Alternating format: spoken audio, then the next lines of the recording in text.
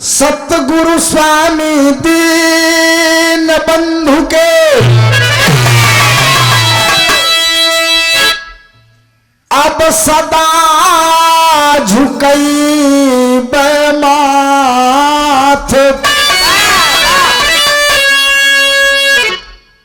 दुखियन ऊपर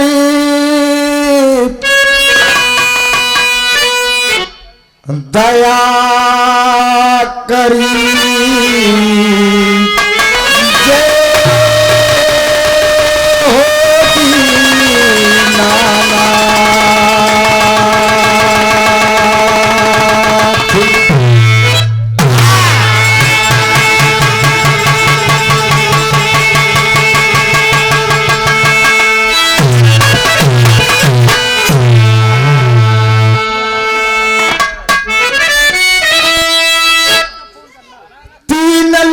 नौखंड में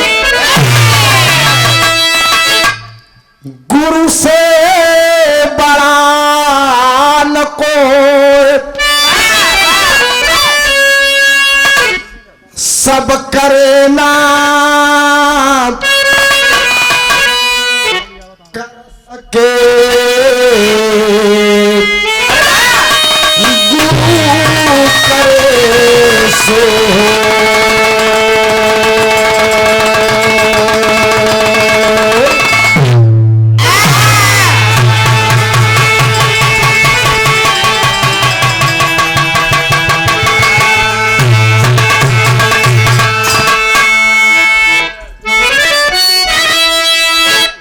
बैठ शारदे कंठ पे मां कर सेवक के काम,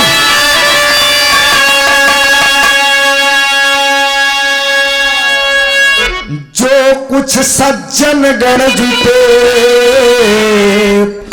सबसे मेरा प्यार।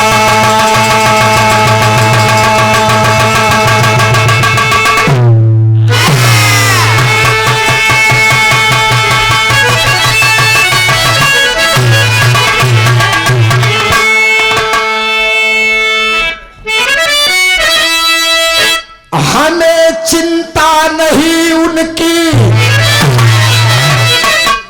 हमें चिंता नहीं उनकी,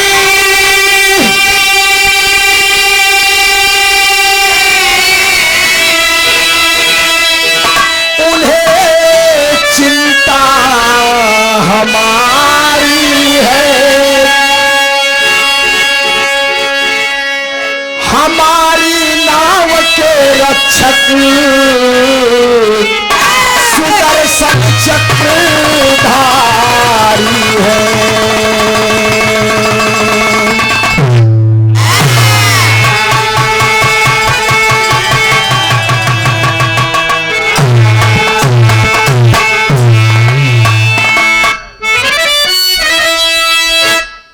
गुरु वशिष्ठ लग जाए के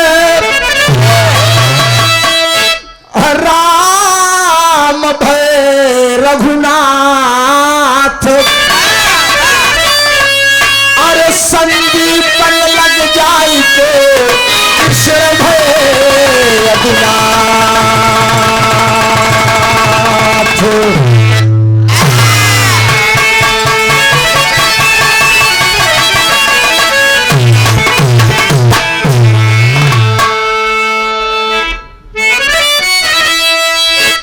विंध्याचल माता विंध्यवासिनी विराजमान, कामरूप कामाक्षा देवी रक्षा करे भारी। सोई माता काली कलकत्ता में विराजमान, नगर निवासनी का किया रखवारी। पश्चिम पहाड़ ज्योति ज्वालामुखी जाहिर है, अरे झारखंड बैजू बाबा उदार दुखहारी। अरे तकहैरा के सयादो,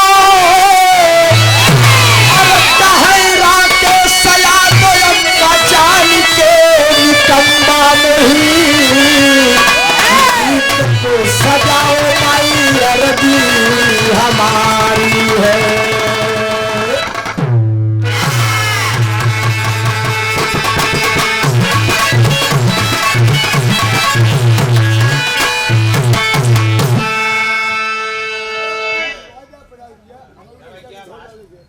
अच्छा बलवंत भाई की ओर से पूरे क्षेत्र पंचायत सदस्य पूरे सूरदास 51 रुपए का पुरस्कार बहुत बहुत प्रणाम है, नमन है। सम आदरणीय महान पंचानुभाव मां वसुंधरा की गोद में बैठे हृदय सम्राट श्रोता बंधु, बूढ़े बुजुर्ग, नौजवान साथी, पूजा की योग्य मेरी माताओं, सम्मान की योग्य मेरी बहनों एवं देश के भावी कर्णधार बच्चों, इस माया रूपी संसार में जो आया है वह एक दिन जाएगा, आया है सो जाएगा। राजा रंग फकीर और कोई विमान पर चढ़ चला, कोई पथा जात जंजीर। आज बगरा के ऐतिहासिक पावन सरजमी पर परम आदरणीय परम श्रद्धेय परम पूजनीय बड़े भैया राम सिंह उर्फ मुन्नू यादव जी और परम पूजनीय बड़े भाई जबर सिंह यादव जी के बिरहा जगत की बड़ी ही सुंदर सुशील बिरहा गायिका आदरणीय उजाला यादव जी, आपका आपकी पूरी पार्टी का प्रयागराज की पावन पवित्र धरती पर तहे दिल से हार्दिक स्वागत, अभिनंदन एवं वंदन है। और हम गायक कलाकार राकेश यादव एंड पार्टी अभयपुर बिरभानपुर बहरिया प्रयागराज इलाहाबाद की ओर से आप सबके श्री चरणों में कोट कोट प्रणाम, नमन, अभिनंदन एवं वंदन करते हैं।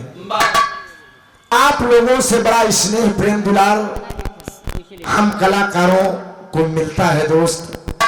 कलाकार बेहतर नहीं होता, सुनने वाले बेहतर होते हैं। हमारे हिंदुस्तान की संस्कृति है, सभ्यता है।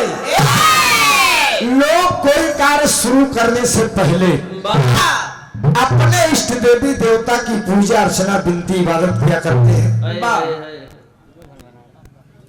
तो गीत की शुरुआत 4 लाइन माता रानी की वंदना से है। प्रिंसिपल साहब कोनो लाइन दे के हुआ